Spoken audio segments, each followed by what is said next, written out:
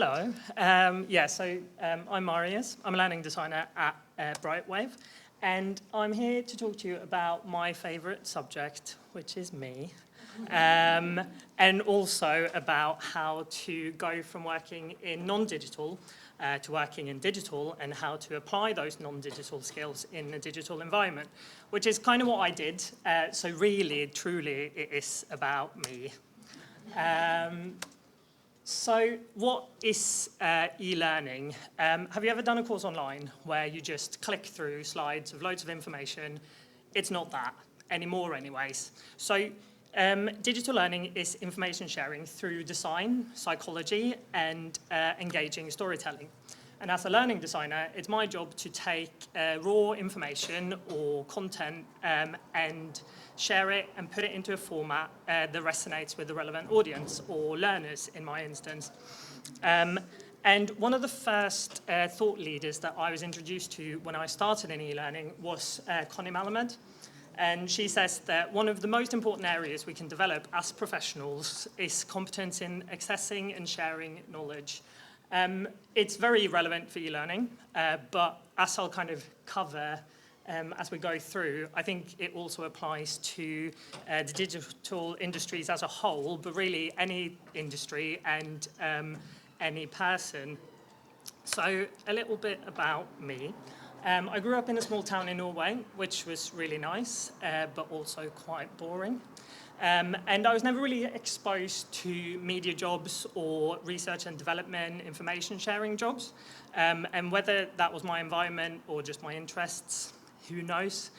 Instead, my aim was to become a lawyer. And I worked quite diligently at that for a while until it came to actually studying law. And I decided to study journalism instead. So I went abroad to study. And kind of halfway through my journalism degree, realized that the focus on 24-hour news cycle, speedy, hard news journalism wasn't really what I wanted to do. And I felt it was a little bit detrimental, perhaps, to the actual goal of journalism, which I think is sharing information in a meaningful way.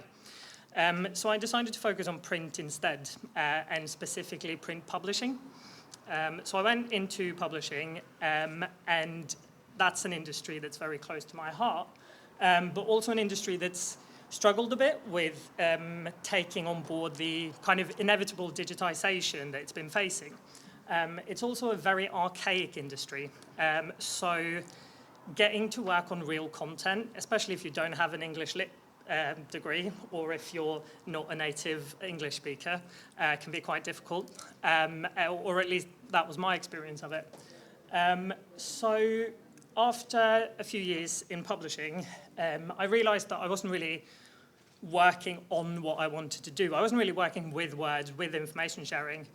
And I started looking around and came across a position as a scriptwriter for Brightwave on Wired Sussex.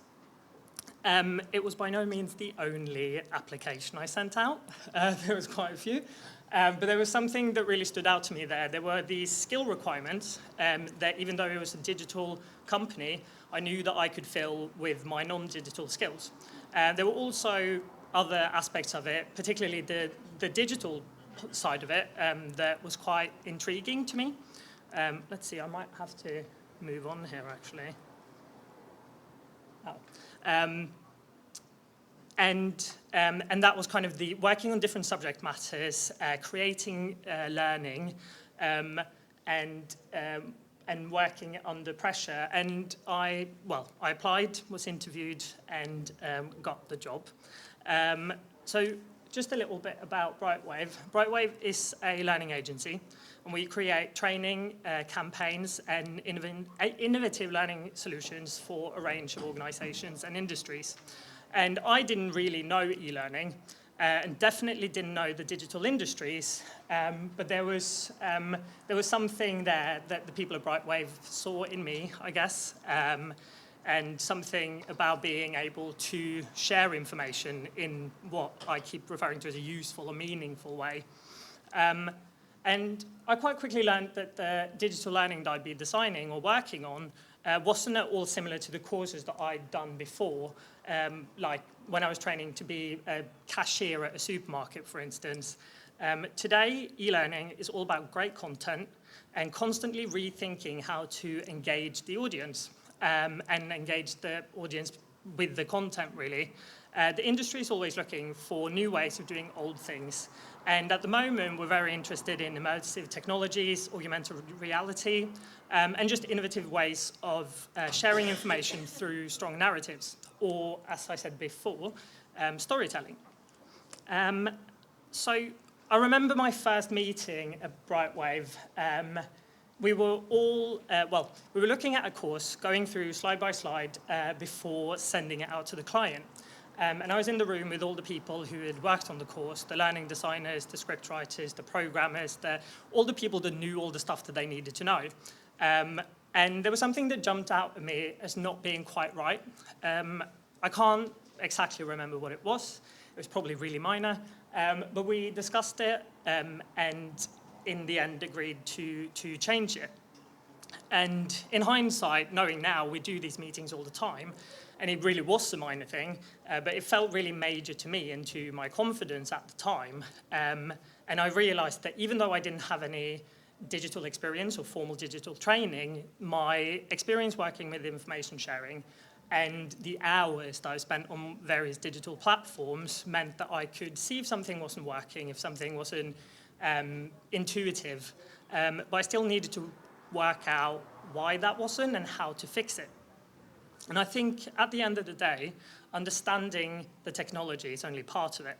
Another part is understanding how the end user, in my case the learner, is going to engage with what you're creating. So you're always kind of looking to please the client, but really my main goal is to create something that have actual value to the learner, and about communicating those new ideas in a way that hopefully will change the learner's behaviors. So for the months to follow, I worked on developing my non-digital skills with great support from colleagues of all disciplines. So I worked on my customer service and communication skills that I gained from part-time retail work, but also from working book fairs and having client meetings and publishing.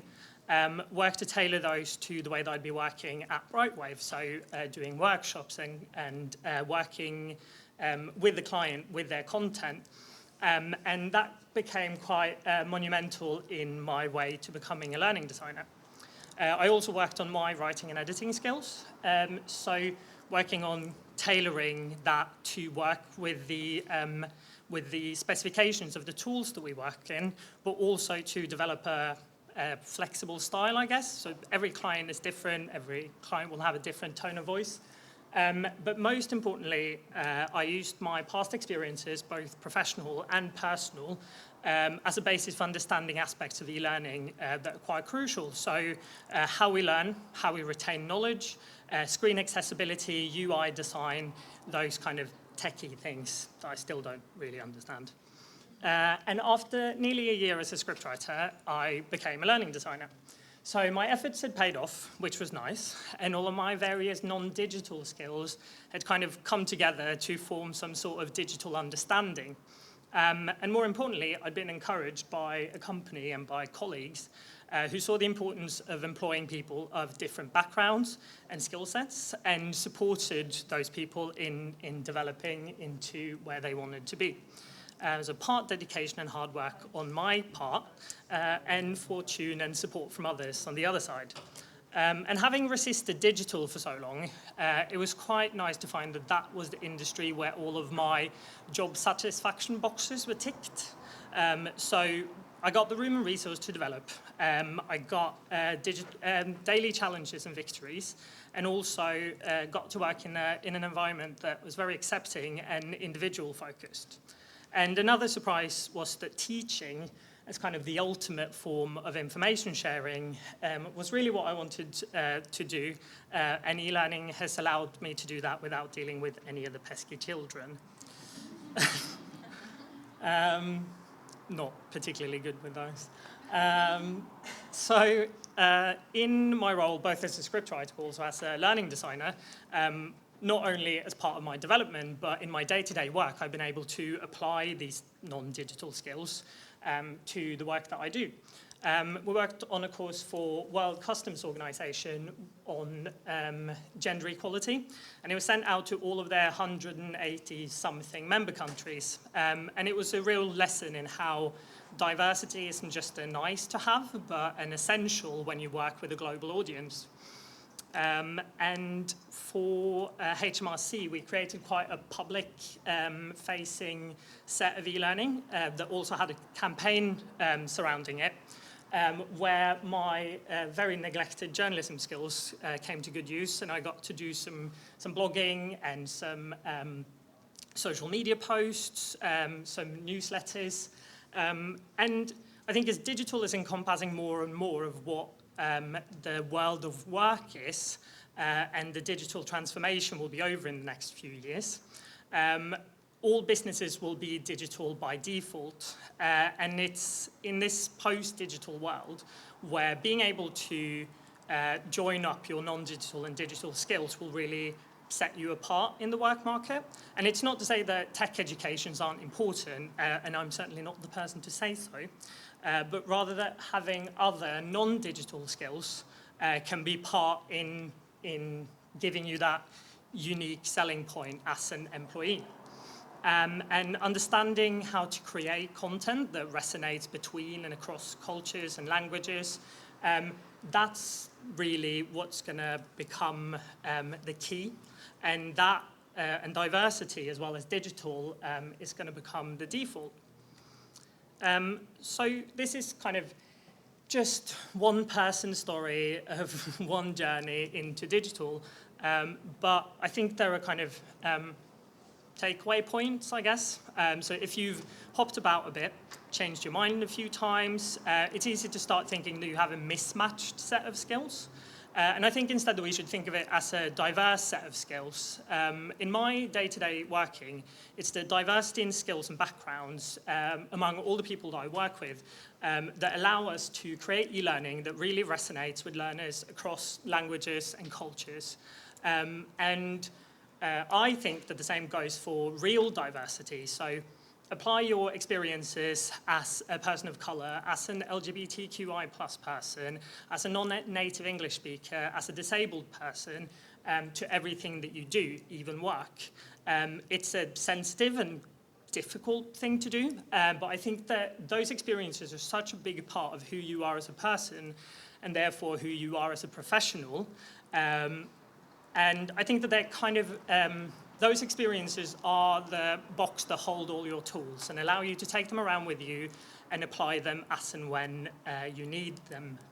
And in learning design, we often try to find out what learners' past experiences are. So what do they really know? As a basis for building further knowledge. And it's one of the best ways of learning or to develop is to relate new information back to what you already know. And I think the same goes for personal and professional development.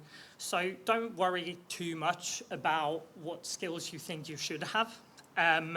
Look at what you want, find out what you need to get to where you want, and then take those experiences and use those to get yourself there and to not shape the future, but shape the future of work for yourself at least.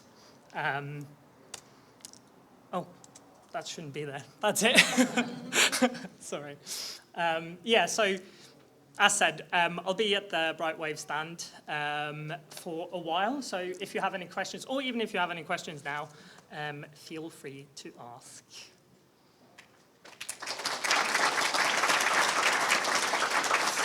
Thank you.